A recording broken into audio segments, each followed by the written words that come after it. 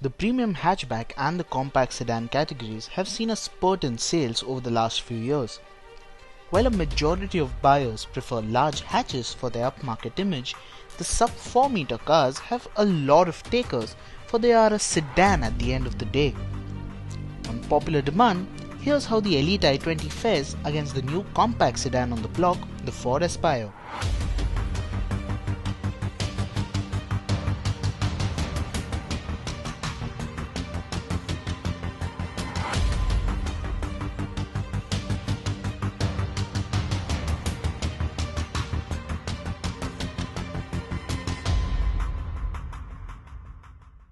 The dimensions of both the cars are nearly identical, in spite of them being from two different segments.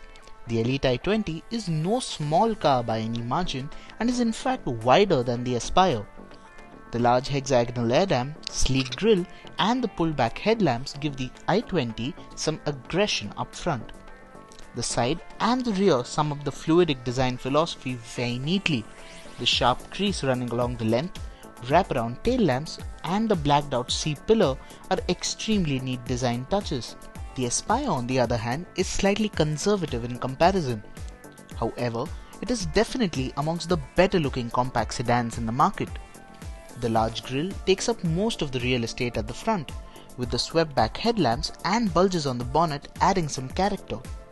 The side remains clean and practically devoid of any snazzy elements like the i20. The rear is pretty bland too, save for the chrome strip that runs across the boot of the car. Moreover, the Elite i20 sits on these delicious 16-inch diamond cut wheels, whereas the Aspire has to make do with simple 14 inches. If it's a good looking car that you want, the Elite i20 is right up your alley. The Elite i20 scores really high in terms of quality and feel of materials used inside the cabin. The Aspire feels a notch below. The Hyundai feels better put together, there's no two ways about that. The kit is pretty identical on both the cars, an integrated music system that supports a host of inputs, steering mounted controls, automatic climate control, the lot. The top trim version of both these cars come with all the bells and whistles you'll ever need. The i20 now gets a touchscreen for the infotainment system. The Ford, on the other hand, gets goodies like a programmable key dubbed My Key and even Ford's sync system that lets you place calls using the voice commands. There are nifty additions to the Elite i20 like keyless entry, keyless go, rear AC vents and a chilled glove box that makes it even more tempting. Space-wise, the legroom at the rear bench is marginally better in the Ford. That said, headroom will be a slight issue in both the cars if the passenger sits slightly upright. The Elite is also kinder to the third passenger in case he decides to join at the rear bench purely because of the additional width. The Aspire fights back when it comes to in-cabin storage space and not to mention boot space as well. The 359-litre boot on the Aspire is more accommodating than the 285-litre boot on the Hyundai. The petrol engine on the Aspire is pretty much limited for use within the city. It does its duty perfectly well but will feel out of breath quickly on the highways. The petrol i20's 1.2 litre motor isn't drastically different either, but it is slightly more rev happy compared to the Ford. However, the Ford gets a 1.5 litre petrol engine too, mated to a 6-speed dual clutch automatic.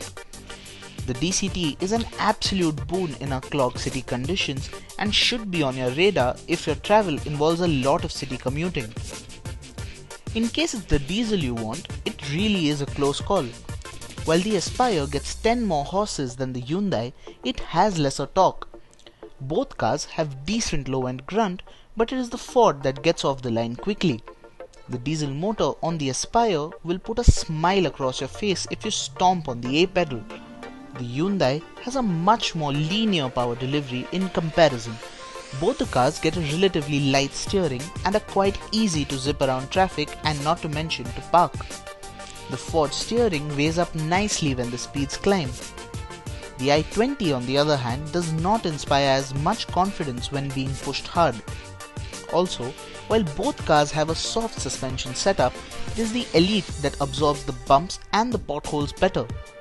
The Aspire isn't a whole lot different, we just wish the noise insulation was slightly better. On the safety front, the Aspire trumps the i20. While the top spec Ford gets 6 airbags, the Hyundai has to make do with 2. While both cars get ABS, in spite of both the cars being from separate segments, there is very little differentiating the two, in terms of price or even features for that matter. Ford's approach in prioritizing safety gets it the crown in this shootout, but only just. The Elite i20 isn't too far behind though. It has been a hot favorite for a long time thanks to its dynamic styling, big list of features, and not to mention the after-sales service. It has ruled the B segment since its launch, and it doesn't look like it is going to let go of the throne anytime soon.